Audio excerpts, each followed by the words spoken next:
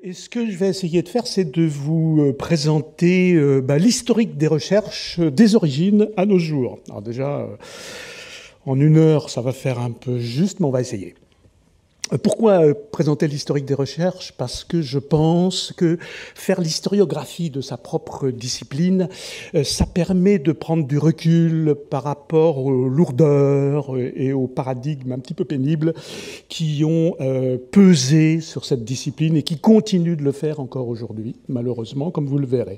Et ces paradigmes, pour moi, sont principalement au nombre de 4, et je les appelle le paradigme raciologique, le paradigme migratoire, le paradigme stratigraphique et puis le paradigme stylistique. Alors certains de ces paradigmes, je pense qu'il faut s'en débarrasser absolument, et d'autres, il faut simplement les revoir à nouveau frais.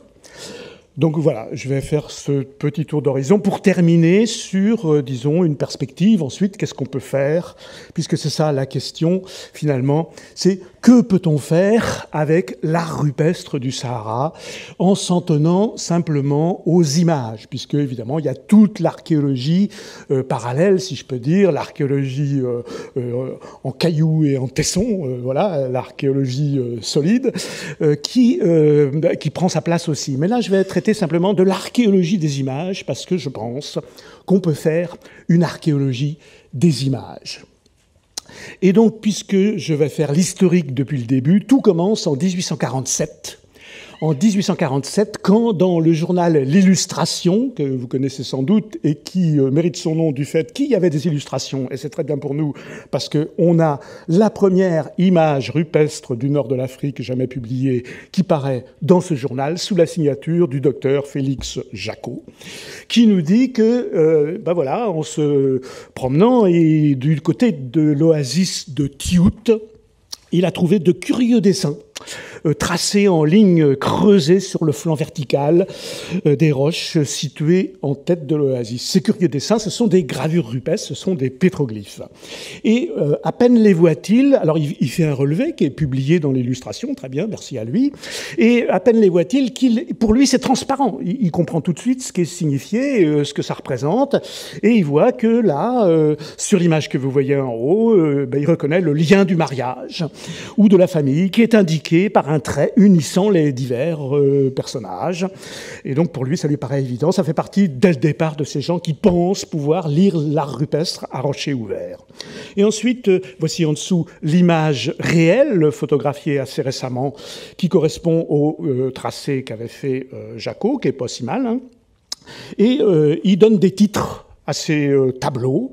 C'est aussi le début d'une longue tradition de donner des titres à ces ensembles d'images. Et lui, il appelle ce premier tableau « La leçon d'un guerrier à son fils ». Et puis un autre tableau, il considère que c'est une famille à la chasse. Et il termine en disant que plusieurs de ces dessins ne sortiront jamais de ces cartons parce qu'ils sont d'une affreuse indécence. Et ce texte, donc, n'est pas passé inaperçu, parce que c'était quand même, disons, pour parler la langue de maintenant, un scoop. Et il a été abondamment commenté, notamment par exemple, je vous donne simplement à chaque fois quelques exemples, parce que ce serait beaucoup trop long, Cyril Armieux, qui commente ce texte, et qui nous dit qu'est-ce que c'est que ces images? Peut-être une colonie égyptienne qui s'était fixée à Tiout. Tiout, je précise, c'est dans le nord de l'Algérie, hein, dont le nom peut servir d'indice. Il pense que Tiout, c'est un nom égyptien. C'est complètement idiot, parce que c'est un nom amazigh, en fait, qui désigne la source. Pendant l'occupation romaine, continue-t-il, une légion aura stationné dans ces parages et quelques soldats égyptiens aura peut-être occupé les loisirs de la garnison en esquissant à la mode de son pays ces grossières images.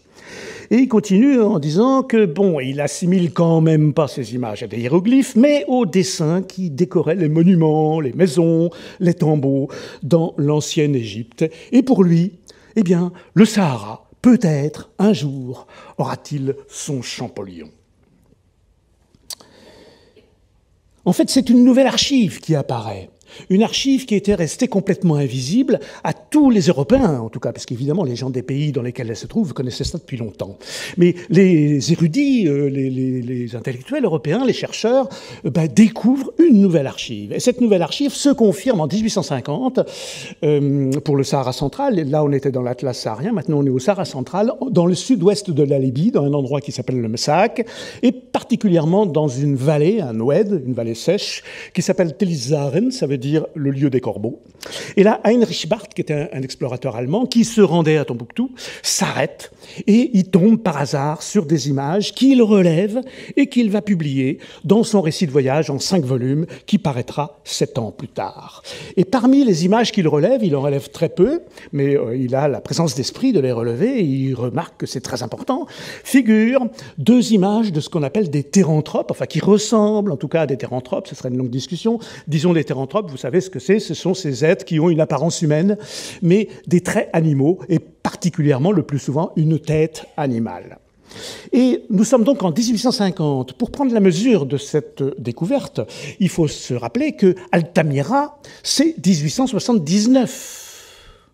Bien longtemps après, 1850, 1879, on est longtemps. Il n'y a pas d'équivalent. On ne connaît rien de ce genre. Et non seulement Altamira, c'est 1879, mais le mea culpa d'un sceptique de Émile Cartaillac, qui va signer l'acte de naissance officiel, si je peux dire, de l'art préhistorique en Europe, eh bien, c'est 1902. Donc on est très longtemps avant. Ça veut dire que là, on est face à quelque chose d'entièrement nouveau, que les gens qui découvrent ça sont complètement démunis, qu'ils n'ont pas de point de comparaison, et que donc ils font ce qu'ils peuvent avec ça. Et notre ami Heinrich Barth, alors ceci dit, je signale quand même que si on veut jouer à qui est le premier à découvrir les choses, qui est le premier à signaler l'art rupestre, si on est en Afrique, eh bien longtemps avant, au XVIIe siècle, on a eu par exemple Simon van der Stel qui a déjà signalé des gravures et des peintures rupestres en Afrique australe. Et puis, Johannes Schumacher, ensuite, en a signalé également. Mais si on veut jouer à ça, bien, au IIIe siècle de notre ère, en Chine, il y avait des gens qui déjà écrivaient sur l'art rupestre. Altamira, c'est vraiment très tardif. Donc, on a une nouvelle archive. Et cette nouvelle archive, qu'est-ce qu'on peut en dire? De quoi parle-t-elle? Eh bien, Heinrich Barth, dans son livre, est très étonné et il fait des commentaires qui sont très intéressants. Il dit « Notre attention fut attirée par quelques sculptures ». À l'époque, on parlait de sculptures à propos des gravures rupestres. Quelques sculptures remarquables, donc quelques gravures rupestres remarquables pour nous, enterrées dans les rochers en grès lisse et escarpés qui bornent l'angle occidental de la vallée de Tel Zaren, la vallée aux corbeaux. Ces sculptures, quoique n'étant pas précisément des œuvres d'art d'une exécution parfaite, n'étaient pas non plus de simples ébauches. D'un trait bien accentué, elle portait le cachet d'une main ferme et reposée, bien exercée à ce genre de travaux. Donc lui, il a quand même un jugement qui est bien meilleur que les précédents, qui nous parlaient de grossières images. Et voici une photo récente de ce qu'il a découvert, d'une des images qu'il a découvertes, et on voit que son relevé, pour l'époque, est extrêmement fidèle. C'est la gravure qu'on appelle maintenant l'Apollon Garamante, qui a été surnommé l'Apollon Garamante, l'Apollon de Tel Zaren. Il continue son commentaire, Heinrich Barth, en disant, alors il parle de la figure de gauche, en disant, c'est curieux, c'est un être humain apparemment, mais avec une tête animale, une espèce de tête d'antilope.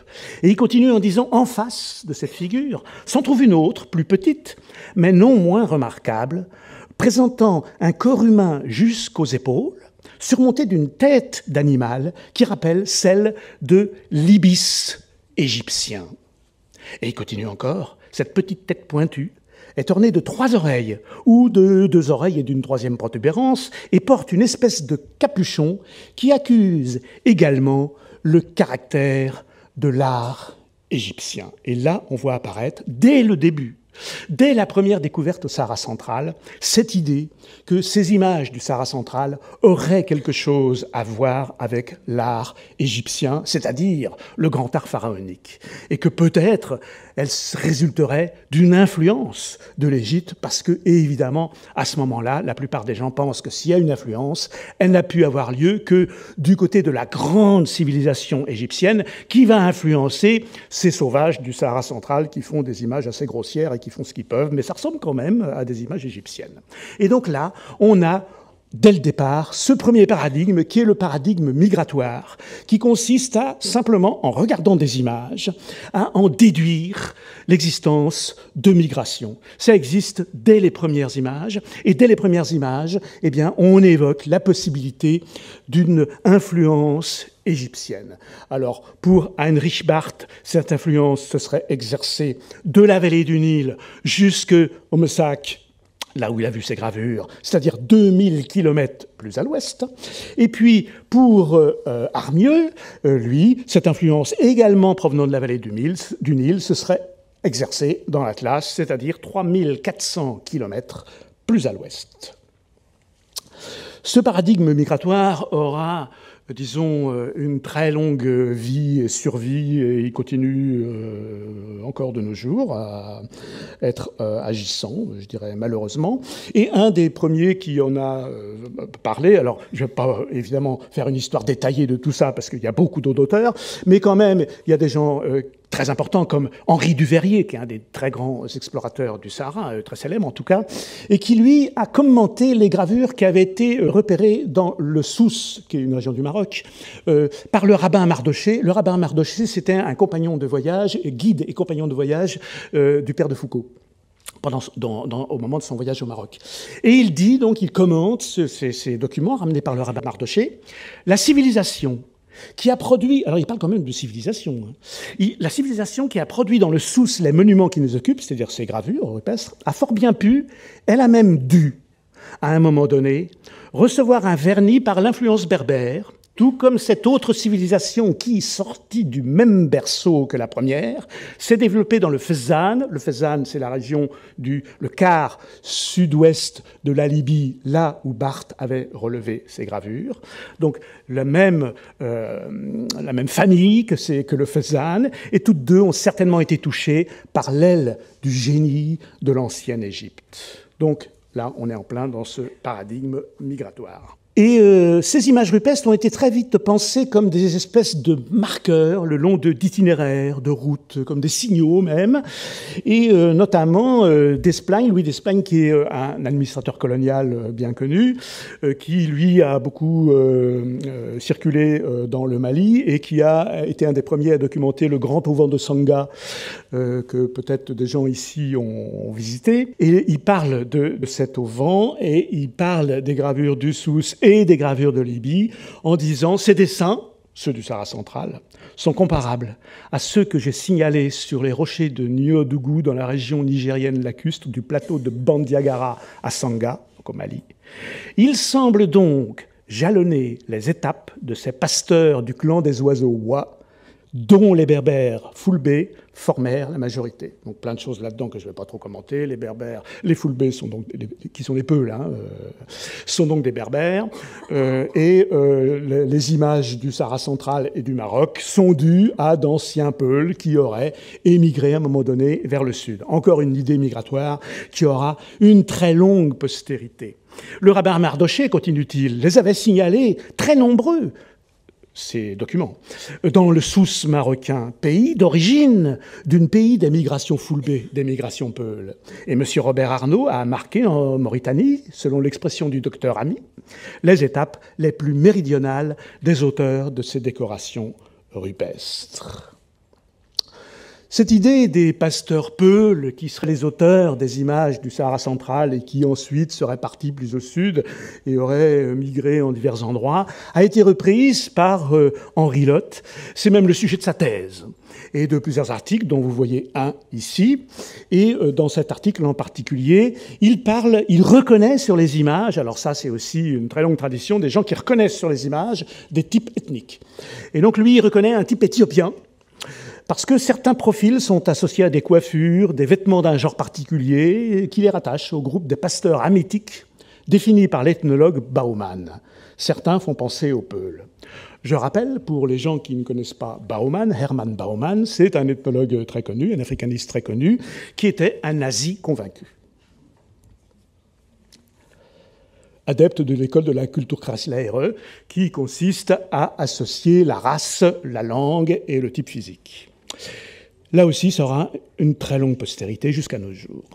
Et continue donc notre ami Henri Lotte, c'est ainsi que le type physique Peul a été encore mieux dégagé par la présence de femmes aux coiffures en cimier et à profil éthiopien, et de vêtements portés par des hommes et des femmes qui correspondent étonnamment à ceux des populations Peul actuelles. Toutes ces idées donnent naissance rapidement à l'idée de centres culturels, de centres de dispersion et de foyers à partir desquels diffusent des races, des groupes ethniques qui se répandent et qui se remplacent les uns et les autres. Théodore Monod embraye sur cette idée en disant, en 1933, il est nullement impossible que le Fezzan, donc quart nord-ouest de la Libye, sud-ouest de la Libye, l'ancien pays des Garamantes, ait été en réalité le centre de dispersion du grand art rupestre saharien naturaliste et que les pétroglyphes fezzanais soient plus anciens que ceux de l'Algérie. Et il continue et il publie des images et il nous montre par exemple à l'appui de l'idée qu'il y aurait des relations entre le Sahara central et l'Égypte, la vallée du Nil, toute la région nilotique et le grand art pharaonique. Il compare sur des illustrations, sur des planches, les bœufs domestiques de l'Égypte pharaonique parce qu'ils portent des colliers et quelque chose qui pend du collier qui pourrait être peut-être une clochette ou une amulette. Et on trouve la même chose au Sahara central et donc c'est bien la preuve d'une analogie. Il a juste oublié qu'il y a la même chose en Suisse, mais bon.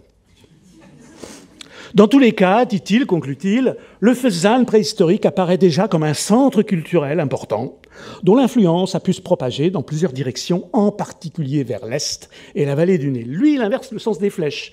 Il accepte toujours le paradigme migratoire, mais au lieu que ce soit la grande Égypte qui ait influencé le Sahara central, là, il pense, lui, que c'est le Sahara central qui, finalement, aurait influencé l'Égypte. Finalement, c'est la même idée inverse. Deuxième paradigme, le paradigme stylistique, introduit en 1926 par l'abbé Breuil, que je n'ai pas besoin de présenter, et qui a publié des photos de gravures qui lui avaient été communiquées en provenance de la région qui se trouve tout à fait à l'est du Sahara, du côté à la frontière, si vous voulez, du Soudan, de la Libye et de l'Égypte, dans un endroit qui s'appelle le Gilf Kibir et le Djebel El Aouenat, la montagne des petites sources. El Aouenat, c'est un diminutif de Aïn, la source. Et là, il les publie, et il montre la photo que vous voyez à gauche en disant « Je fus frappé de l'identité absolue que ces sculptures rupestres », il employait lui aussi le mot sculpture, présentaient avec les gravures rupestres du Sud-Africain attribuées au Bushman préhistorique. Alors voici une nouvelle flash qui est tracée à travers le continent et qui cette fois part du Sahara central pour descendre jusqu'en Afrique australe. Voici un exemple de gravure d'Afrique australe que j'ai photographié à Windhoek en Namibie. Entre les gravures du Djebel El Aouenat et celle-ci, il y a quelque chose quand même 6000 kilomètres.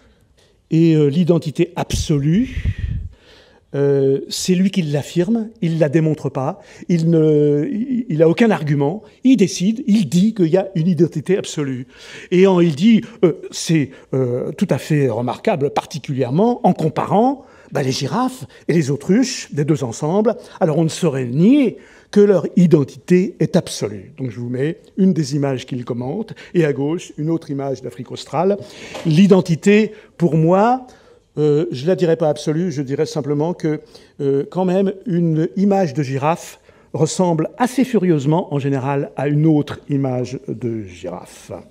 Mais lui conclut qu'il serait légitime d'en conclure à une unité d'origine ethnographique entre les auteurs des deux groupes de pétroglyphes. Donc là, les images du Sahara central ont été réalisées par des Bushman.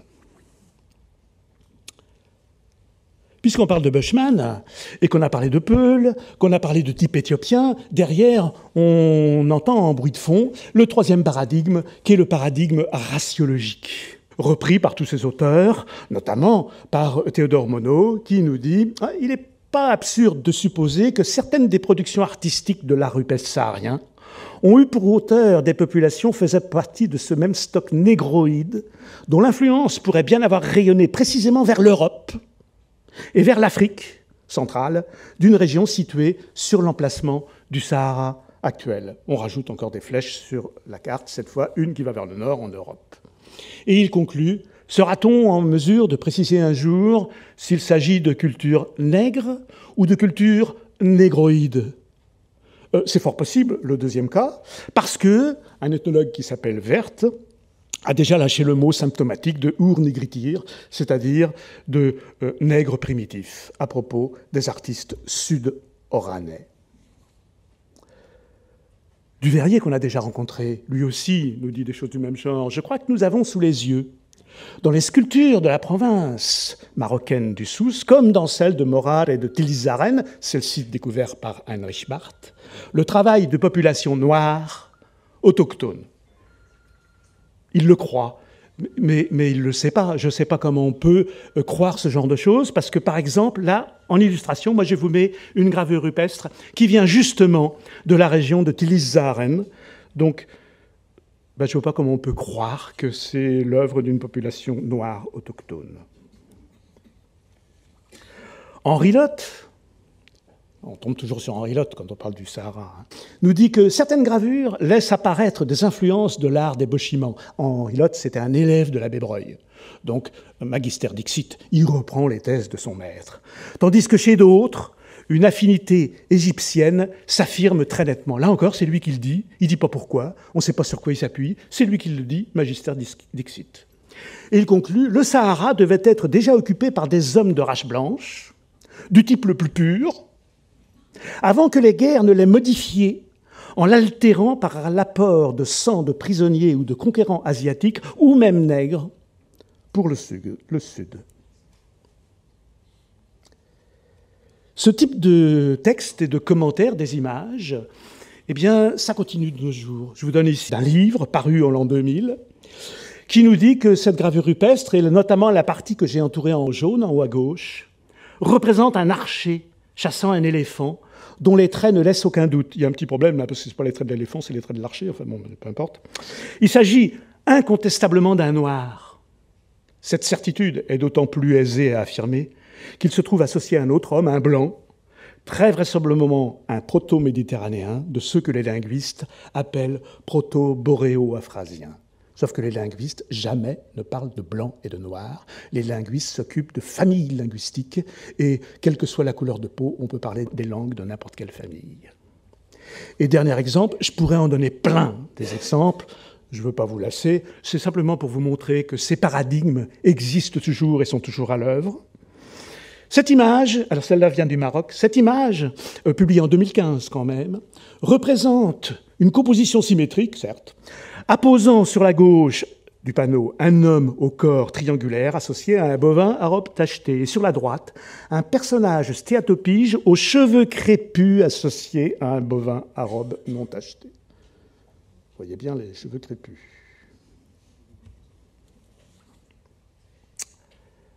Dernier paradigme.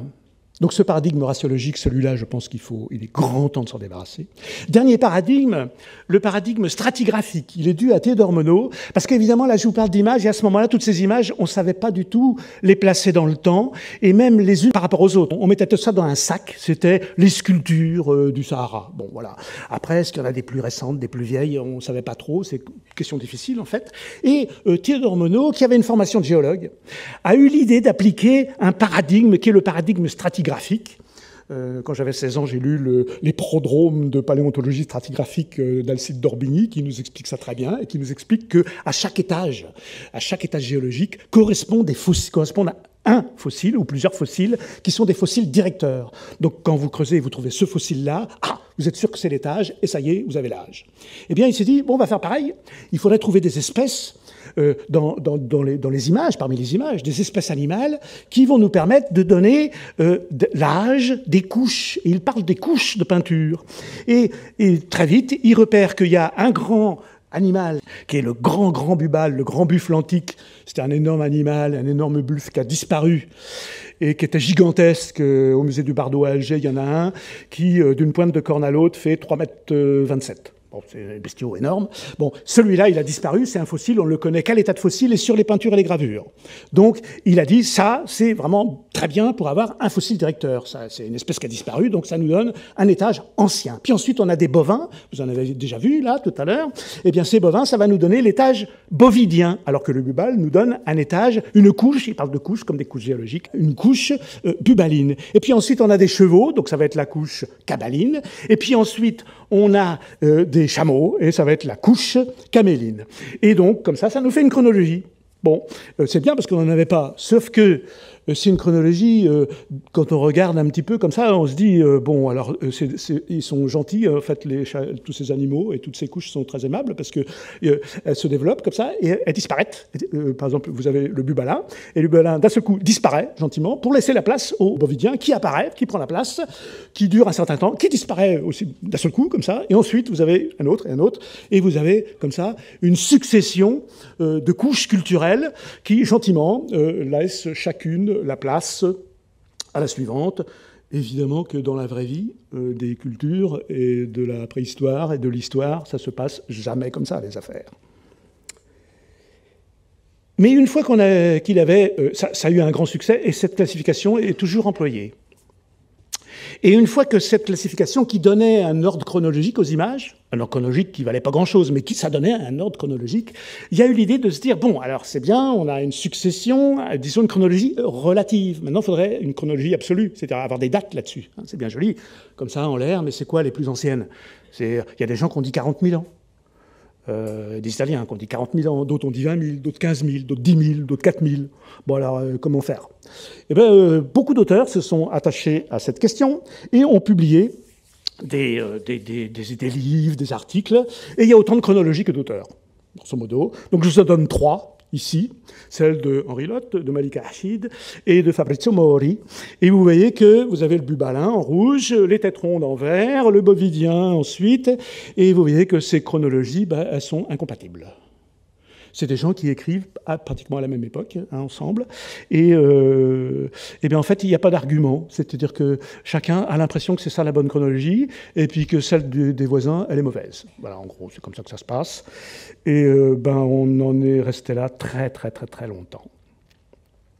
Tout ça fait que on a commencé, sur ces bases-là, à avoir des synthèses et des gens qui ont essayé d'avoir une vision d'ensemble de ce qui pouvait être déduit de la présence des images rupestres au Sahara, à mesure qu'il y a eu des explorations et des gens qui ont amené des nouveaux documents. Un de ceux-là, c'est Dochas Luloba, qui a travaillé en Hagar, au Hogar, et qui nous dit ceci dans son livre, qui est un livre très très beau, parce que ses relevés sont magnifiques. C'est parmi les plus beaux relevés jamais effectués au Sahara central.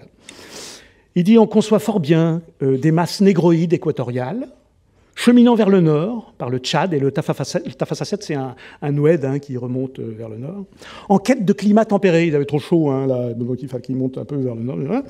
Et pour se fixer dans ce paradis terrestre que devait être le Hagar, à une époque plus humide, et qui s'affinait déjà au seul contact de ce climat. Alors évidemment, cette idée que l'esprit des peuples est formé par le climat. Et on conçoit également, continue-t-il dans son livre, d'autres hommes de race cro-magnoïde, venant du nord, par la presqu'île ibérique, fuyant peut-être une Europe glaciale, alors eux, ils avaient trop froid, et évoluaient déjà au contact de climats froids, et d'autres encore, de race sémitique peut-être, pénétrant en Afrique par le golfe de Gabès, en quête les uns les autres de climats tempérés, cheminant vers le sud par la voie de l'Ihara, qui est aussi un oued du Sahara. Et donc, on a comme ça 3 groupes de peuples qui convergent, qui cheminent, ils fuient chacun un climat qui leur plaît pas, il y en a un trop chaud, il y en a un trop froid, bon. Et ils arrivent tous au Sahara central, dans le Hagar, et là, ils forment pour lui la race Hogar ancienne. Et il conclut: est-il donc absurde d'imaginer que la race Hogar ancienne, productrice des chefs-d'œuvre du Mertoutek, le Mertoutek, c'est la zone du Hogar qu'il a explorée, lui, n'a été autre chose que la race formée par la rencontre des hommes du Sud avec les hommes du Nord. Et ensuite, cette race Hogar ancienne, étant formée par la convergence de ces 3 races, elle aurait, elle, essaimé à partir de ce nouveau foyer, vers le nord, vers le sud, vers l'ouest, et bien sûr vers la vallée du Nil. Un groupe emprunte la voie du sud-ouest pour aboutir au Niger.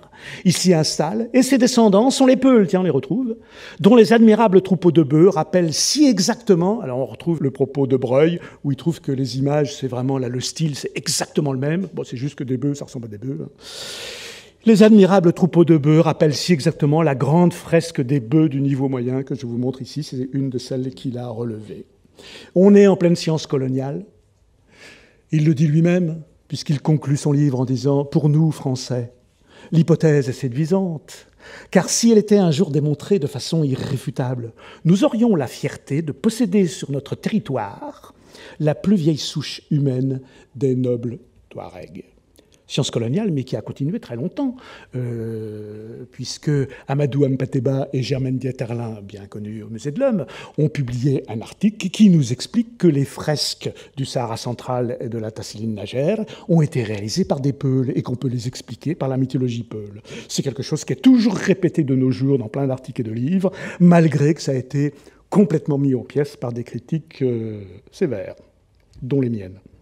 Dans ce genre d'histoires qui sont nées à cette époque-là et qui perdurent et qui sont toujours répétées, qu'on trouve dans l'Encyclopædia Universalis, par exemple, il y a celle de la route des chars. Alors vous savez, alors si vous ne savez pas, voici juste un exemple, qu'au Sahara, il y a beaucoup d'images, des gravures et des peintures qui ressemblent à l'évidence, des fois on ne sait pas ce que c'est les images, hein, mais là on voit bien que c'est quelqu'un qui est monté sur un char tiré par des chevaux.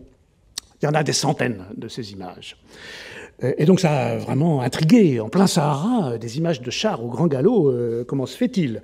Le premier à en parler, c'est Duveyrier, qu'on retrouve, et qui, fin 19e siècle, remarque quelques-unes de ces images. On ne connaissait pas beaucoup à cette époque, donc ça l'excuse. Et il dit, en tout cas, il n'y a pas de doute, il y avait une route carrossable, ouverte par les anciens Garamantes, qui unissait ainsi l'ancienne Fazanie, Fazania, c'est l'ancien nom du Fezzan, car sud-ouest de la Libye, à Agisimba. Agisimba, c'est le nom que donne Ptolémée à la partie, disons, de l'Afrique centrale, où, dit-il, on commence à avoir des rhinocéros.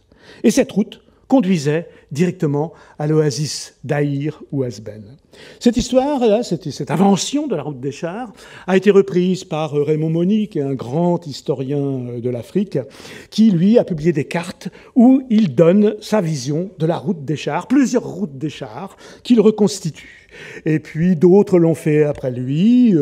Évidemment, Henri Lotte a donné sa version de la route des chars en disant « Les figurations de chars jalonnent absolument et sans hiatus une longue ligne caravanière qui allait de Tripoli au coude le plus septentrional du Niger, et cela depuis la plus haute antiquité. » Quelqu'un d'autre comme Odette Dupicodo, célèbre exploratrice du Maroc et du Sahara oriental, elle a reconnu dans ces images des plaques indicatrices le long de la route. Pour les gens qui étaient en char, c'était pratique, comme ça, il est sûr de ne pas se tromper de chemin. Et elle dit, on remarquera que les plaques indicatrices sont plus espacées sur les parcours faciles, voilà, mais qu'elles apparaissent au tournant dangereux. Voilà, attention, tournant, virage, bon voilà, entre l'Adrar et le Tagant notamment, et se multiplient lorsque le Dar-Walata se fractionne en masse rocheuse compliquée. Et elle donne aussi, elle, une carte. Donc, en 1966, donc ça commence 1896 Duveyrier, 1966, 2018. Dans un ouvrage de référence qui vient de paraître, eh bien, on a encore la route des chars. Cette fois, c'est plus appelé route des chars, mais axe d'occurrence. Bon, c'est la même chose. Et ça reprend, ces axes d'occurrence reprennent exactement les routes qui avaient été proposées par Raymond Mony. Maintenant, si on compare ces cartes, et la dernière parue notamment, avec la carte qui montre les points d'attestation réels des chars peints et gravés au Sahara, eh bien, on s'aperçoit qu'en fait, les fameuses routes des chars passent, grosso modo, à côté des points de plus haute concentration. Et qu'en fait, ces routes des chars, ce sont celles qu'ont suivies, c'est les pistes qu'ont suivies les explorateurs, qui évidemment ont relevé les gravures rupestres qui étaient à droite et à gauche du chemin qui suivait, et qui n'ont pas été voir plus loin, et qui ont décidé que ça faisait une route des chars. Mais à ce compte, on peut faire aussi, en prenant les gravures de girafes, par exemple, qui plaisaient tant à Breuil, on peut faire une route des girafes, on peut faire une route des autruches, vous faites des routes de ce que vous voulez, en fait, voilà. On en était là. Alors vous comprenez au ton que j'adopte que c'est pas très brillant quand même. Quand, en 1980, paraît une énorme synthèse sous la plume de Paul Huard, ancien administrateur du Tchad, et de Jean Leclan, qui incarnait, si je peux dire, le summum de l'érudition égyptologique. Paul Huard, lui, incarnait le summum de l'érudition en art rupestre et en préhistoire saharienne. Les deux, là, ils avaient absolument tout lu. La bibliographie qu'ils citent, c'est incroyable. Ils ont tout lu, ce qui est paru à leur époque. Ils publient 2 volumes intitulés « La culture des chasseurs du Nil et du Sahara ». Et leur thèse, c'est que du Nil à l'Atlantique, tout ça, c'est une seule culture. Ça fait 2 volumes énormes, je n'ai pas le temps de synthétiser tout ça, mais l'idée de fond, c'est qu'il y a des foyers, on retrouve les fameux foyers de diffusion. Alors eux, ils en connaissent 4, ils en reconnaissent 4 foyers dans la région, dans l'aire du Nil, ce qu'ils appellent l'aire du Nil. Un dans le Msak, c'est-à-dire le fameux endroit où Barthes avait découvert sa première gravure en 1850, au Tassiline Nager, Henri Lotte, etc. Et puis dans l'Atlas saharien, les premières gravures découvertes par Jaco. Et que ces foyers-là, en fait, diffusent. Ils s'étendent et ils influencent les régions voisines. Et puis que même ces foyers, de temps en temps, génèrent des foyers secondaires qui, eux-mêmes, étendent leur influence. Et notamment, il y a un foyer secondaire, en rouge ici, qui se trouve dans le Guilf Kébir et l'Arwenat, la région dont l'abbé Breuil avait parlé. Cette thèse, donc 1980, a ensuite été reprise par des tas d'articles, etc., et notamment par la veuve du général Huard, Léon Allard, qui ensuite, en 2000, a publié 2 autres gros volumes, en français et en anglais, donc ça a eu un impact, qui reprend ces mêmes thèses, une seule civilisation du Nil Atlantique, des foyers qui diffusent, etc., avec une carte un petit peu différente. Voici la carte qu'elle propose, et a grosso modo qu'un seul foyer au Sahara central, et en gros sur la Tassiline Nager. C'est là que naît la domestication des bovins pour elle, et ça diffuse vers l'est, en direction de la vallée du Nil, et en passant, ça génère le foyer du Guilf Kébir et l'Awenat, que vous voyez ici en rouge. Alors, on arrive en 2000, grosso modo, et si on regarde ce qui s'est passé, on voit que, alors, entre la première publication d'Heinrich Barth et aujourd'hui, j'ai compté 1002 publications sur l'art rupestre du Sahara. Au départ, ça commence petit. Par année, il y en a 2, 3, 4. Bon, voilà, ça n'intéresse pas grand monde, en fait. Et puis, il y a les militaires qui lisent un peu quand même. Il y a là-dedans des administrateurs coloniaux, etc., qui se disent « Oh, c'est marrant, ça », et qui se mettent à chercher. Ils ont beaucoup de temps libre. Hein, et donc, ils se mettent à chercher ça systématiquement. Donc, les publications commencent à se multiplier. Et il y en a de plus en plus, jusqu'à la Deuxième Guerre mondiale, où d'un seul coup, pouf, ça s'arrête. Évidemment, là, il y a autre chose à penser que de chercher de l'art rupestre au Sahara. Et ensuite, ça reprend. Et ça reprend, et alors là, il y a une abondance de publications. Et en gros, après Heinrich Barth, que vous voyez ici, les premières publications et quelques auteurs qui ont eu une petite influence, cette histoire d'art rupestre au Sahara central et l'intérêt pour l'art rupestre du Sahara central commence avec Théodore Monod, avec Léo Frobenius, avec Henri Lotte, avec Fabrizio Mori, avec ces gens dont bientôt vous allez voir la magnifique exposition qui se prépare ici au musée, ces gens qui ont fait des relevés magnifiques, et ces relevés ont été exposés pratiquement dans le monde entier et ont eu un énorme succès, ont influencé notre culture, en fait, notre culture commune, notamment ont eu une très grande influence sur l'histoire de l'art, vous verrez ça à l'exposition. Mais ces gens-là ont servi, si vous voulez, de caisse de résonance et ont largement augmenté l'intérêt pour les peintures rupestres, ce qui fait que depuis qu'ils sont intervenus, là, il y a énormément de publications. C'est-à-dire, après la Deuxième Guerre, on a 2 fois plus de publications, en assez peu de temps, que depuis 1850. Et patatras, apparaît Alfred Musolini. Alfred Musolini, pas préhistorien, géologue, prospecteur, qui s'est intéressé pendant ses loisirs à l'art rupestre du Sahara, et qui s'est mis à opérer une révision critique extrêmement sévère de tout ce qui était publié, où il s'interroge sur notamment les publications, les dernières, Huard et Leclan, en disant « Mais qu'est-ce que c'est que cette culture des chasseurs qui s'étend du Nil à l'Atlantique ?» C'est incroyable, un truc aussi gigantesque, pendant des millénaires, une seule culture sur une surface aussi gigantesque, c'est pas très crédible quand même. Et il commence à prendre toutes les publications, à les critiquer, il démolit tout. en gros. Il déconstruit tous les paradigmes en usage. Presque tous. Et il rationalise, notamment, c'est ça son grand apport, les études stylistiques. Il réfute notamment l'existence de la période bubaline, qui était due à Théodore Monod, vous savez, vous rappelez, les fossiles directeurs, le bubal, donc on est dans le bubalin. Il dit c'est n'importe quoi, parce que les bubales, en fait, on a cru au début, et ça pouvait se comprendre, on a cru que le bubal avait disparu très tôt, bon, et que donc ces gravures et peintures étaient forcément très anciennes. Mais pas de bol, le dernier fossile de bubal connu, c'est vers 1000 avant notre ère, à Chami, en Mauritanie. Donc c'est super récent, en fait, donc ça ne va pas. Et alors, il revoit toute la chronologie, et il propose une chronologie très courte, en faisant démarrer toutes les images rupestres à partir du moment où la domestication des bovins est connue. Ça n'a pas beaucoup plu, mais bon, au départ, il a été considéré comme une espèce de farfelu. Ensuite, on l'a qualifié de hypercritique. En fait, il était juste critique, quoi. Mais bon, il y a des gens qui considèrent que la critique, c'est déjà trop. Et il avait raison en ce qui concerne l'histoire de la domestication. Parce que l'archéozoologie a fait beaucoup de progrès, parce qu'on a quand même des fouilles, pas assez, mais il y en a. On a des dates, on a des os qui sont bien identifiés, et on voit très bien qu'au Sahara central, je laisse de côté la discussion sur l'origine de la domestication, blablabla, tout ça. Ce qui est sûr, ce qui nous intéresse, nous, c'est qu'au Sahara central, les premiers bovins domestiques, il n'y en a aucun avant le milieu du 6e millénaire, avant l'ère commune.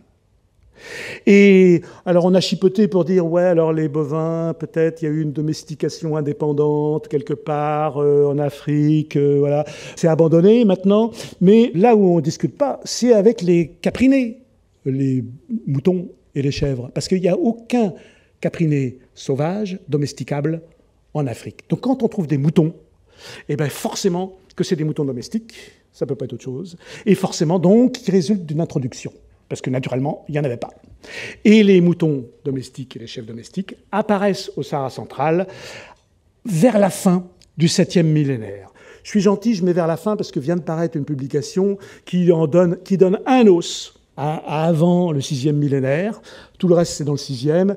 Je le mets parce que je suis gentil puis dans l'attente de voir. Mais c'est publié par quelqu'un qui nous a déjà fait le coup, qui nous a déjà publié des scoops comme ça, avec des trucs super anciens, qui ensuite ont été complètement oubliés. Et là, c'est un os. Et lui-même dit que bon, c'est peut-être, ça a l'air quand même bien d'un mouton, mais c'est quand même pas sûr non plus. Voilà. Et donc, bon, je le mets quand même. Mais en tout cas, ce qui est certain, c'est que avant le 7e millénaire, ben non, il n'y a pas de mouton. Et avant le 6e, ben non, il n'y a pas de bovins. Ça veut dire, tout simplement, que quand on a des images qui représentent ces animaux, eh ben, elles sont forcément postérieures à l'introduction de ces animaux domestiques. Elles ne peuvent pas être antérieures, puisque ces images représentent bien des animaux domestiques. On ne chipote pas quand on voit l'image de gauche, où on voit quelqu'un en train de traire une vache. Ce n'est pas un auroch sauvage, hein. Bon, c'est bien une vache, il est en train de la traire. Et à droite, c'est un bélier. Et si vous voyez bien, vous avez un trait qui part du cou du bélier et qui va rejoindre la ceinture du personnage qui est assis, du berger qui est assis. Et ce bélier est attaché, il le tient en laisse. Et donc, les images de bovins, de caprins domestiques ne peuvent pas précéder l'arrivée de ces animaux. Donc toutes les chronologies qui nous faisaient démarrer tout ça vers 10 000 ou plus avant l'ère commune, eh bien, ça s'effondre. Pour le plaisir, je vous donne quelques images, parce qu'on va me reprocher de ne pas avoir montré assez d'images d'art rupestre saharien, puis c'est tellement beau, etc. Donc j'en montre quelques-unes quand même pour vous montrer que c'est sûr que ces animaux étaient domestiques. En voici une qui est magnifique, qui se trouve dans le Messac, c'est-à-dire la zone qui avait été explorée par Heinrich Barth. Et vous voyez ce bœuf qui porte un collier avec une pendeloque, qui porte une selle avec un tapis de selle, une selle avec un double pommeau, et puis une muselière et une longe qui part du museau, qui descend en bas, qui passe sous les pieds du personnage et qui remonte jusqu'à la main du personnage. C'est bien un bovin domestique, sans le moindre doute. Et voici, parmi les peintures, pour donner un exemple de peinture, un groupe de bovins dont l'un est monté. Voici le détail du bovin monté par un personnage qui est assis sur le dos du bovin. Ça montre bien que, effectivement, les selles, ça servait bien pour monter les bovins. Et là, je vous ai mis celui-là parce que, quand même, il est trop mignon dans la mesure où, le long de sa ceinture, il a une série de petits pots dont on s'est demandé si, par hasard, ce ne seraient pas des pots de peinture. Et voici une autre image qui vous montre bien encore que ces bovins étaient domestiques, le tapis de sel, la longe, etc., la sous-ventrière, tout ce qu'il faut pour prouver que c'est bien des bovins domestiques et des bœufs porteurs ici. Alors voici pour en gros une première approche de la chronologie. Maintenant la fameuse question des styles. Bien sûr, on s'est moqué un petit peu tout à l'heure de Spova Bebreuil, mais est-ce qu'on peut faire mieux ? Eh bien, grâce à Mussolini, oui, parce qu'il nous a dit, bon, les styles, Henri Lotte et plein d'autres nous disent, ah ben ça c'est le style truc, ils donnent des noms, hein, c'est le style intel, le style truc chouette, le style machin chose, et ils nous disent pas comment ils font pour les reconnaître. Il faut les croire sur parole. Alors Mussolini a dit le style très bien, sauf que on a tellement multiplié les styles, on dit tellement n'importe quoi, que vous savez peut-être qu'il y a un livre qui est paru en 1990 par Paul Bann et Michel Laure-Blanchet, que certains connaissent ici, qui parle de la post-stylistic area, en disant, en préhistoire, il faut arrêter de parler des styles, c'est n'importe quoi, les gens disent n'importe quoi. Mais c'est pas parce que les gens disent n'importe quoi à propos du style jusqu'à une certaine époque qu'on est condamné à toujours dire n'importe quoi sur les styles. Il faut simplement introduire un petit peu de méthode, parce que la méthode d'approche stylistique de l'art, elle a fait ses preuves dans d'autres domaines que la préhistoire. Et donc il faut simplement donner des critères d'identification des styles, des critères précis qui permettent à quiconque, à qui on les explique, de reconnaître aussi les styles. Alors, toutes ces histoires de style ont été reprises. Le bubalin, donc prétendu style bubalin, a été pulvérisé par notre ami Mussolini. Frédéric Duquesnoy, qui va intervenir ici dans les conférences qui ont été annoncées tout à l'heure, a pulvérisé le style bovidien en disant mais le bovidien c'est n'importe quoi en fait, c'est pas un style, c'est pas une période, c'est pas une culture, c'est pas un type de céramique, c'est pas un groupe ethnique, il vaut mieux abandonner ce terme. Et donc que faire avec les styles? Eh bien, déterminer des critères précis d'identification. Par exemple, quand on regarde une image, est-ce qu'elle est tridimensionnelle ou est-ce qu'elle est bidimensionnelle? Est-ce que celui ou celle qui a fait l'image a essayé de rendre une profondeur, des dimensions, ou c'est complètement en aplat? Est-ce que le contour, comment il est le contour? C'est des choses sur lesquelles on peut se mettre d'accord facilement, ça. Le contour, il est millimétrique ou il est centimétrique? Il ne peut pas être les deux à la fois, hein.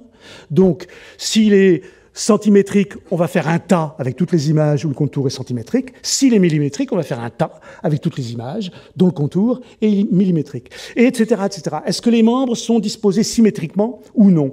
Et on établit toute une série de critères, comme ça, qui sont faciles à identifier. À la question le contour est-il millimétrique, on répond par oui ou par non, c'est pas compliqué du tout.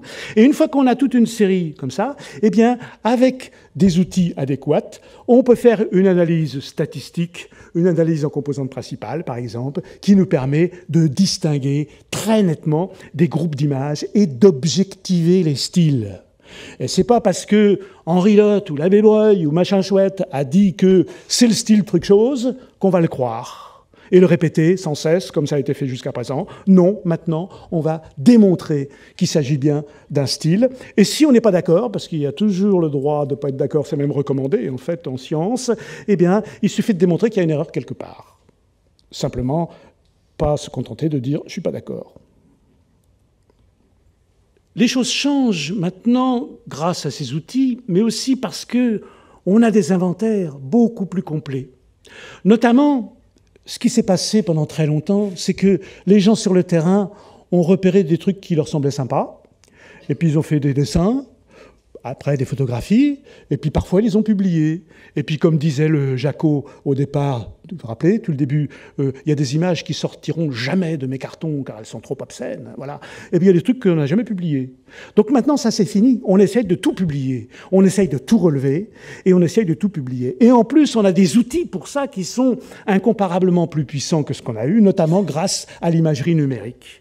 Et notamment maintenant, alors il y a si vous avez des questions, on en parlera. Il y a des techniques qui permettent de faire sortir des images numériques, des choses qui ne sont même pas visibles à l'œil nu. Et parmi ces techniques, une qui est en plein développement actuellement, qui est l'imageur hyperspectral, qui permet de rendre visibles des choses qui sont absolument invisibles à l'œil nu, et notamment des peintures qui ont presque entièrement disparu, que nous, en tout cas, on ne peut absolument pas voir. On peut les rendre visibles. Donc évidemment que tous les inventaires sont à refaire. Mais c'est bien. Et en plus, la révolution numérique, comme on a appelé ça, permet une publication rapide, permet un archivage beaucoup plus facile et permet un partage de la documentation beaucoup plus facile. Et ça permet aussi de faire des bases de données. Voici un exemple. Les bases de données qui sont géoréférencées, chaque image a son point GPS, si vous voulez, son point Google Earth. Hein. Et ça nous permet de faire tout de suite, de poser des questions aux bases de données. C'est pour ça on dit dis-moi où est-ce qu'il y a des lions, dis-moi où est-ce qu'il y a des éléphants. Et tout de suite, la base de données répond si elle est remplie correctement. Et ensuite, on peut faire une carte en quelques clics. Alors qu'avant, c'était un énorme travail pour faire ça. Bon, maintenant, c'est beaucoup plus rapide. Et ça nous permet de procéder à deux types d'approches qui sont l'approche archéologique et l'approche phylogénétique. L'approche archéologique, c'est très simple, c'est pas aérologique, hein, c'est pas l'aérologie qui est l'étude de l'atmosphère, c'est archéologie, l'étude des aires de répartition. Et là, je vais me donner un coup de zoom, si vous voulez, sur vraiment le centre du Sahara central, c'est-à-dire le Messac, la partie qu'avait explorée Heinrich Barth, vous vous souvenez, et puis Tassili-N'Ajjer, qui est la partie sur laquelle s'est concentré Henri Lott. Donc vous avez ici ces deux massifs qui sont l'un, j'ai pas mis les frontières qui sont récentes, qui ne nous intéressent pas à nous, hein, l'un qui est dans le sud algérien, l'autre qui est dans le sud libyen.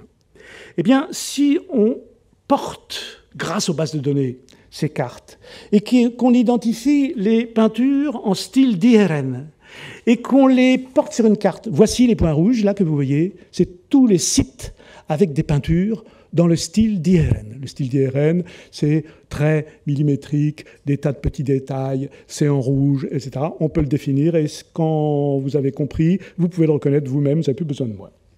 Donc voici sa répartition. Et ensuite, on peut... de la même manière. Et alors, évidemment, ce qui est très utile avec les systèmes d'information géographique, c'est les petits points rouges, c'est bien joli, mais c'est un peu trompeur. C'est mieux de faire des cartes de chaleur. Les cartes de chaleur, c'est ce que vous voyez là maintenant. C'est-à-dire que plus le document que vous étudiez est représenté en abondance d'un endroit, plus c'est rouge, plus ça chauffe. Hein. Et donc, plus c'est rouge, plus il y en a. Et puis, moins il y en a, plus ça refroidit. Et puis, ça devient bleu, vert et tout ça. Et à un moment donné, il n'y a plus rien. Voilà. Donc, ça vous montre bien les foyers d'incandescence, là, les endroits où c'est le plus représenté. Vous voyez le style d'IRN, il est vraiment représenté dans la Tassili-N'Ajjer. Si je fais la même chose maintenant avec le style de Messac, je trouve que son aire de plus haute répartition, le noyau de plus haute densité, il est évidemment au Messac. C'est-à-dire que j'ai une opposition entre deux styles, une opposition très marquée entre deux styles qui appartiennent chacun à un massif différent. Maintenant, si je continue, je peux faire ça, je peux m'amuser à ça. Il suffit que j'ai rentré dans ma base de données tous les éléments que je veux, des éléments culturels, n'importe lesquels, ce qui vous vient à l'esprit. Par exemple, les monuments funéraires. Je peux faire la même chose avec des monuments funéraires. Il y a un type de monument funéraire particulier qu'on appelle les monuments en trou de serrure. Vous en avez un en haut à gauche. Pourquoi on appelle ça en trou de serrure? Parce que si vous le retournez comme ça ressemble aux vieilles serrures d'armoire de mémé, hein, avec la clé qui avait un trou à l'intérieur. C'est des monuments à tumulus et plateformes et couloirs. Bon, mais trou de serrure, on voit tout de suite de quoi on parle, c'est rigolo, et voilà. Bon. Donc ces monuments en trou de serrure, voici leur aire de répartition. Et il y a un autre type de monument au Sahara central. Il n'y a pas 10 000 types de monuments au Sahara central. Un autre type, c'est les corbeilles. Les corbeilles, c'est un monument circulaire. C'est des dalles qui sont posées en cercle de façon évasée, comme ça. C'est pour ça qu'on appelle des corbeilles, parce que ça ressemble un peu à une vieille corbeille à pain, vous voyez. Et puis il y a un dallage à l'intérieur, une stèle au milieu. C'est complètement différent des monuments en trou de serrure. Ça n'a rien à voir au point de vue de la typologie. Eh bien, leur répartition à ces monuments en corbeille, la voici. Avec en haut à droite un exemple de monument en corbeille vu de dessus.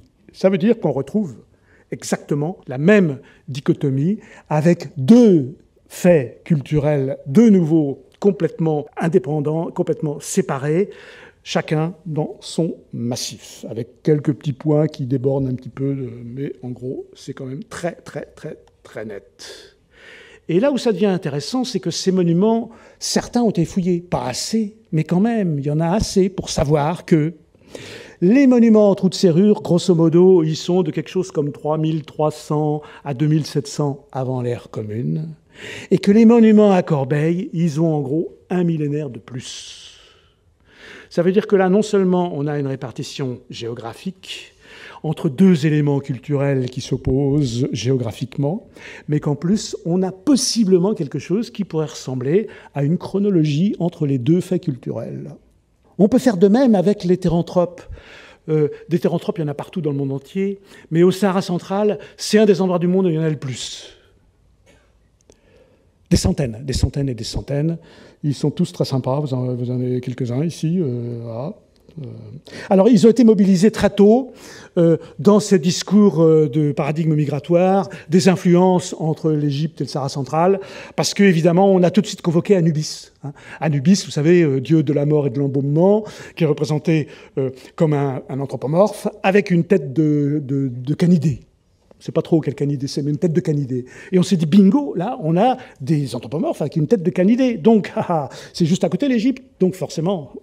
Alors évidemment, on peut s'interroger sur ce genre de choses, on peut s'interroger sur la signification de ces images, beaucoup de gens l'ont fait. Le rapport avec l'Égypte, sachant maintenant que les images du Sahara central, celles du Messac, en style du Messac, par exemple celui de gauche que vous avez ici, celui de droite ici, c'est dans le 5e millénaire avant l'ère commune, et que en Égypte, les êtres qui ressemblent à Anubis, ils sont récents. Ça résulte d'une évolution locale. Il n'y a jamais eu, en Égypte pré-pharaonique, il n'y a jamais eu de théranthropes. Les théranthropes, ils apparaissent à la 2e et à la 3e dynastie, c'est-à-dire grosso modo 2000 ans après cela. Donc l'influence égyptienne, on repassera. Alors, c'est pareil, on peut faire au lieu de discuter du sens, de ce que ça veut dire et tout, enfin je veux bien le faire, mais bon, peut-être que pour rester un peu plus objectif, avant de se lancer sur les interprétations, en savoir plus sur la matière elle-même, donc faire une base de données, toujours. Donc, faisons une base de données des théranthropes et voyons ce que ça donne. Ben voilà, ça a été fait, base de données des théranthropes. Ça nous permet de faire des cartes. Et donc, on s'aperçoit que des théranthropes, il y en a de deux types différents. Grosso modo, il y a un type de théranthrope qui a les oreilles pointues, en général, les oreilles pointues, le nez pointu, on voit la queue, plus ou moins longue, parfois très longue. Ils ont souvent un phallus visible, dont parfois ils se servent avec une certaine efficacité d'ailleurs. Ils interagissent avec d'autres théranthropes ou avec des anthropomorphes. Et ceux-là, eh bien, on les trouve, leur noyau de plus haute densité se trouve dans la tasseline nagère. Et puis il y a un autre type de théranthropes qui ont un museau molossoïde, pas pointu mais aplati, qui n'ont pas des oreilles pointues mais arrondies, dont la denture est visible, qui portent à la ceinture des trophées et des armes et qui interagissent avec la grande faune sauvage. Et ceux-là sont strictement limités à l'ère du Messac. Ça veut dire qu'on retrouve encore nos deux grandes zones culturellement différenciées, avec cette fois un troisième trait culturel. Voici un exemple de chacun de ces théranthropes, le type du Messac à droite et le type tassilien à gauche. Ce qui est bien avec les bases de données, c'est que ça permet de faire des matrices. C'est bien de faire des matrices. Alors, une matrice, c'est ça. C'est facile, une matrice, c'est simplement un rectangle là, avec des nombres dedans. Quoi, voilà. Là, c'est des 0 et des 1. Pourquoi des 0 et des 1 ? Parce qu'en fait, si on explique des trucs à un ordinateur, il ne comprend pas, mais si on lui parle avec des 0 et des 1, ça va, il adore, il comprend. Alors donc, ce que j'ai fait, c'est que pour chaque caractère des théranthropes, je me suis dit, bon, les théranthropes, c'est pas des êtres vivants ordinaires, si vous voulez. C'est plutôt des êtres mythologiques, d'ailleurs. C'est même pas des êtres vivants du tout. Enfin, à la limite, c'est bien des êtres vivants, mais bon. C'est des êtres mythologiques. Et donc, ils n'ont pas d'ADN. Bon. Donc, comment on pourrait faire pour faire une analyse phylogénétique alors qu'il n'y a pas d'ADN ? Eh bien, on va le fabriquer. On va le fabriquer simplement en faisant un code. On a besoin d'un code. Et donc, on va prendre le phénotype des théranthropes. C'est des êtres mythiques, mais ils ont un phénotype. Puisque j'ai parlé tout à l'heure, ils ont des oreilles pointues ou ils ont des oreilles arrondies. C'est facile, la réponse, c'est oui ou c'est non. Il a des oreilles pointues, lui, là ? Oui ou non ? Si c'est oui, je mets 1. Si c'est non, je mets 0. Et je continue comme ça. Il y a les dents ou il n'y a pas les dents ? Il y a la queue, il n'y a pas la queue. Il y a le phallus, il n'y a pas le phallus, etc. À chaque fois, je mets 1 ou 0, 1 ou 0. Finalement, comme ça, je décris chacun de mes théranthropes par une ligne de code qui est composée de 0 et de 1. Et une fois que j'ai fait ça, alors d'une part, je suis content, mais d'autre part, ça me permet d'entrer ces codes dans les logiciels qu'utilisent les phylogénéticiens pour fabriquer actuellement l'arbre du vivant.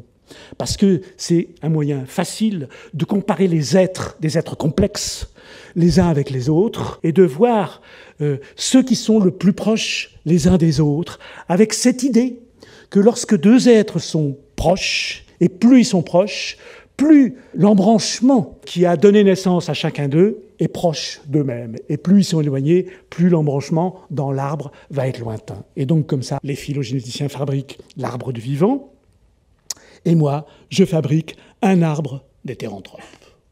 Voici l'arbre d'hétéranthrope saharien, ainsi fabriqué. C'est un arbre qui n'est pas enraciné, je ne sais pas où ça commence à ce stade-là, mais ce que je remarque, vous avez vu que dans ma matrice, le logiciel, je lui ai rien dit sur le style et je lui ai rien dit sur la localisation. Je lui ai pas donné ni le point GPS ni rien. Je lui ai simplement dit grandes oreilles, petites oreilles, pointues, pas pointues, museau malasoïde, museau pointu, queue, pas queue, etc. Je lui ai donné que ça. Et il me fabrique un arbre, à ma grande surprise en fait au départ, il me fabrique un arbre qui retrouve la répartition géographique des hétéranthropes en deux grandes zones. Une zone du Messac qui est la branche de droite rouge, et puis une zone occidentale, si je peux dire, Tassiline Nager, Akukasaramat Hagar, en vert à gauche. C'est-à-dire que l'arbre, basé sur des informations non géographiques, retrouve la répartition géographique de ces êtres, qui sont des images rupestres, simplement en regardant leurs caractéristiques. Ça veut dire que peut-être ça touche quelque chose ici. Le problème, c'est que c'est un buisson à ce stade-là. C'est pas un arbre vraiment, c'est un buisson, parce que je ne sais pas où se trouve la racine. En tout cas, ce que je vois, c'est que je retrouve les cartes que je vous avais montrées tout à l'heure, et je retrouve bien le type Ager, à gauche, dans la Tassiline Nager, et puis le type Messac à droite, qui est propre à la région du Messac, au plateau du Messac. Les revoilà. Deux exemples de ces deux types. Il y a d'autres méthodes sur lesquelles je vais passer, parce que c'est des méthodes statistiques un petit peu compliquées, moi-même je ne comprends pas trop d'ailleurs, mais enfin bon, qui permettent de retrouver la racine de l'arbre. Parce que l'idée, c'est que peut-être tout ça a commencé quelque part. Et ce serait bien quand même d'essayer de trouver où ça a commencé, cette histoire de hétéranthrope centro-saharien, et quand. Alors il y a des outils statistiques qui, à partir de l'arbre en buisson, c'est-à-dire sans racines, calculent et proposent une hypothèse de racine sur l'hypothèse de départ qui est de dire fort probablement ça a commencé quelque part et ça a évolué. Hypothèse qui, entre parenthèses, a toute chance d'être assez proche de la vérité, dans la mesure où par deux méthodes complètement différentes qui n'ont rien à voir dans leur base l'une avec l'autre, l'aréologie et la phylogénétique, je retrouve le même résultat. Et donc, voici ce que ça donne. Ça donne ce type d'arbre avec la flèche du temps qui se déplace vers la droite. L'origine est à gauche. Et évidemment, c'est un peu cafouilleux, vu de loin, comme les gens du fond, là, peut-être ne voient pas très bien, et peut-être n'arrivent pas à lire. Donc, je vous visualise un peu. Voici les hétéranthropes du Messac. Ils sont à la racine de l'arbre. Fabriqués automatiquement. Et puis, les hétéranthropes de Tassiline Nager, ils se trouvent ensuite, et puisqu'on parle d'arbres, on va dire qu'ils bourgeonnent à partir des branches du Messac. Et ensuite, on a deux petites zones qui sont la Ramat et la Koukas, je passe, mais c'est des zones qui sont, disons, d'obédience tassilienne.